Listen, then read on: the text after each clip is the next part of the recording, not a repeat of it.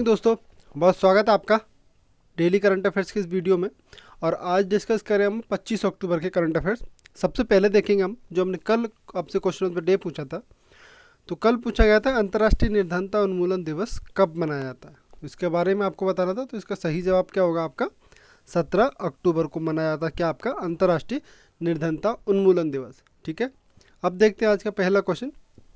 तो आज का पहला क्वेश्चन है संयुक्त राष्ट्र दिवस कब मनाया जाता है। ठीक है, तो ये एक संयुक्त राष्ट्र की स्थापना दिवस के बारे में यहाँ पे बात की जा रही है। जो हमारे यूनाइटेड नेशंस है, यूनाइटेड नेशन जिसको हम कहते हैं, तो उसका आपको स्थापना दिवस बताना है। ठीक, तो ये क्या है आपका 24 अक्टूबर। ठीक, 24 अक्टूबर यानी कि 24 अक्टूबर 1945 को संयुक्त राष्ट्र की का गठन किया गया था। ठीक है, जिसको यूनाइटेड नेशंस हम कहते हैं। तो ये आपका 24 अक्टूबर को इसका गठन हुआ था। तो इसकी स्थापना दिवस के रूप में मनाया था आपका संयुक्त राष्ट्र दिवस का 24 अक्टूबर को। ठीक, आप देखते हैं दूसरा क्वेश्चन। तो दूसरा क्वेश्चन है हाल ही में किस देश ने अंतर्राष्ट्रीय श्रम संगठन, ठीक, इंटरनेशनल लेबर ऑर्गेनाइजेशन की अध्यक्षता ग्रहण की है। ठीक है, तो काफ़ी लगभग 35 वर्षों के बाद, ठीक, 35 वर्षों के बाद कौन सा देश इसकी अध्यक्षता ग्रहण करने वाला देश बना है, तो ये हमारा भारत। ठीक, तो इंटरनेशनल लेबर संगठन, इसको कहें हम इंटरनेशनल लेबर ऑर्गेनाइजेशन, अंतर्राष्ट्रीय श्रम संगठन। तो इसकी अध्यक्षता कौन करेगा, तो इसको अध्यक्षता मिली है भारत को। ठीक है, और इसको ILO भी बोलते हैं। ठीक, इंटरनेशनल लेबर ऑर्गेनाइजेशन। ठीक, इंटरनेशनल लेबर ऑर्गेनाइजेशन। ठीक, अभी संस्था है। इसका जो गठन है तो वो कब किया गया था, तो इसका गठन होता है आपका 11 अप्रैल 1919 को। ठीक, 11 अप्रैल 1919 को इसका गठन हुआ था। और इसका जो हेडक्वार्टर है या इसको मुख्यालय हम कहते हैं, तो ये कहाँ पे है, तो आपका जिनीवा, स्विट्जरलैंड देश में इसका हेडक्वार्टर है, जिनीवा शहर में। ठीक है, अब इसके वर्तमान में जो डायरेक्टर जनरल है वो कौन है, डायरेक्टर जनरल, इसको हम इस तरीके से कहते हो कि इसके प्रमुख या हेड जो है, तो वो अभी गाय, इनका नाम है गाय राइडर। ठीक, तो ये अभी इसके डायरेक्टर जनरल है, किसके, ILO के, इंटरनेशनल लेबर संगठन के। ये देख सकते हैं आप, इंटरनेशनल लेबर ऑर्गेनाइजेशन, और ये इसका सिंबल है। ठीक, तो ये था दूसरा क्वेश्चन हमारा। अगला क्वेश्चन आपका एशिया पावर इंडेक्स 2020 में भारत का स्थान कौन सा है। ठीक है, जो एशिया में पावर इंडेक्स अभी जारी किया गया कौन शक्तिशाली देशों में आपको, तो इसमें एशिया के बाहर के देश भी, ऐसा नहीं कि जो देश एशिया में आते हैं उन्हीं को इसमें रखा गया। वर्तमान में एशिया में किस देश की कितनी के एक तरीके से कितनी पकड़ है या कितनी उसकी, इसमें बहुत सारा मुद्दों को रखा गया है। जैसे आपको बिजनेस हो गया, राजनीतिक तरीके से उसको देख सकते हैं आप। तो अलग अलग क्षेत्र में, वो सब क्षेत्रों में किसकी कितनी पकड़, उसको हम इस तरीके से देख सकते हैं। तो एशिया पावर इंडेक्स जो जारी किया है उसमें भारत का स्थान कौन सा है, भारत का स्थान है इसमें चौथा। ठीक है, चौथा स्थान इस रैंकिंग में, इस इंडेक्स में भारत का है। अगला है आपका सुनील कुमार सिंघल को किस देश में भारत का नया राजदूत नियुक्त किया है। ठीक, सुनील कुमार सिंघल साहब को, तो ये किस देश के बने, किस द्वीप के, तो ये बने आपके सोलोमन द्वीप के। अब सोलोमन द्वीप के बारे में हम देखते हैं। तो ये हमारे आपके सुनील कुमार सिंघल साहब। अब ये है आपका पूरा सोलोमन आइलैंड या सोलोमन द्वीप जिसको हम कहते हैं। ठीक है, तो ये कुछ इस तरीके से अलग अलग छोटे छोटे टापुओं में बचा, और ये इसकी राजधानी होनियारा। ठीक है, होनियारा इसकी राजधानी है, होनियारा, तो इसकी राजधानी यहाँ पे। ठीक, अब ये तो हमने देख लिया सोलोमन आइलैंड के बारे में, सोलोमन द्वीप के बारे में। अब इसकी अवस्थिति कहाँ पर है वो देखते हैं। तो ये आता है आपका ऑस्ट्रेलिया महाद्वीप के अंतर्गत। ठीक है, तो ये पूरा ऑस्ट्रेलिया महाद्वीप है, और ऑस्ट्रेलिया महाद्वीप पे ये है आपका पापुआ न्यू गिनी, ये एक देश है, और इसके यहाँ पे आता है आपका सोलोमन द्वीप। ठीक, राजधानी इसकी होनियारा है। तो ये ऑस्ट्रेलिया के लगभग उत्तर पूर्व में हम कह सकते हैं, उत्तर पूर्व में इसकी अवस्थिति है। ठीक, ये था सोलोमन द्वीप जहाँ पर भारत के नए राजदूत बने कौन, आपके सुनील कुमार सिंघल साहब। ठीक, अगला क्वेश्चन आपका किस राज्य के पूर्व गृह मंत्री नरसिम्हा रेड्डी का निधन हो गया। ठीक है, आपको बताना है जो नरसिम्हा रेड्डी थे किस राज्य के पूर्व गृह मंत्री थे, तो ये थे आपके तेलंगाना राज्य के। ठीक, तेलंगाना राज्य के पूर्व गृह मंत्री थे ये, आप देख सकते हैं। तो ये थे आपके नरसिम्हा रेड्डी जिनका हाल ही में निधन हो गया है। ठीक, अब ये है आपका पूरे इंडिया का मैप वर्तमान में, हम इसको कहें तो। ठीक है, तो ये था आपका पहले पूरा आंध्र प्रदेश, ये पूरा हिस्सा पहले आंध्र प्रदेश के अंतर्गत आता। ठीक, अब हुआ क्या, 2 जून, ठीक 2 जून 2014 को बनता है आपका तेलंगाना। ठीक, यानी कि आंध्र प्रदेश से अलग होकर राज्य। तो ये जो हिस्सा आप देख रहे हैं ये है आपका तेलंगाना और इसकी राजधानी क्या आपकी हैदराबाद। ठीक है, तो ये बना था आपका 2 जून 2014 को। यानी कि इसके गठन की हम बात करें, तेलंगाना राज्य कब बना, तो ये बनता आपका 2 जून 2014 को। किससे अलग होके, तो ये आंध्र प्रदेश से अलग होकर राज्य बना। ठीक, और इसकी वर्तमान में जो राजधानी है वो क्या है, तो राजधानी इसकी हैदराबाद। हैदराबाद किसकी राजधानी होगी आपकी, आपके तेलंगाना की। और आंध्र प्रदेश की जो है वो 3 राजधानियाँ हैं। ठीक है, वो उसके बारे में पहले डिस्कस कर चुके हैं।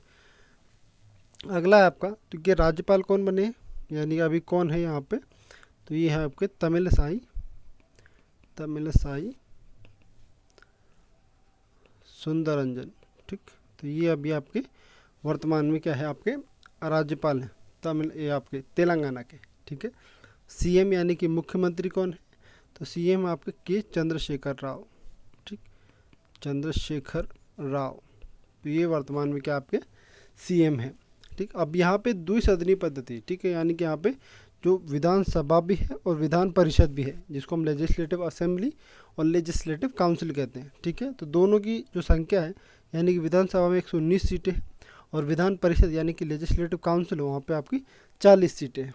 ठीक, तो ये द्विसदनीय पद्धति यहाँ पे इस राज्य में भी चल रही है। ठीक, इसके अलावा राज्यसभा में कितनी सीटें जाती, तो राज्यसभा में 7 और लोकसभा में इनकी 17 सीटें।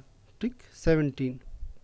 ठीक, तो 17 सीटें इनकी लोकसभा में और 7 सीटें इनकी राज्यसभा में। ठीक है, ये तेलंगाना के बारे में था पूरा। अगला है आपका साद हरीरी किस देश के नए प्रधानमंत्री बने हैं। ठीक, तो ये बने आपके लेबनान के। और लेबनान वो देश है जहाँ पे लगभग पिछले 2 महीने में 3 प्रधानमंत्री बदल चुके हैं, यानी कि। और इसमें ये पूरा जो वाक़या वो हुआ था, बेरूत में एक धमाका हुआ था उसकी वजह से। ठीक, उसकी वजह से काफ़ी उथल पुथल वहाँ की राजनीति में होने के कारण 2 से 3 प्रधानमंत्री पिछले 2-3 महीने में बदल चुके हैं। ठीक, तो ये है आपके साद हरीरी जी, जिन्हें अभी नया प्रधानमंत्री नियुक्त करने की बात कही जा रही। ठीक, तो ये है आपका पूरा लेबनान मैप में, और ये इसकी राजधानी बेरूत। तो ये सीरिया और इजराइल ऐसे देशों से घिरा हुआ है। ठीक, इधर से सीरिया है पूरा और ये इजराइल।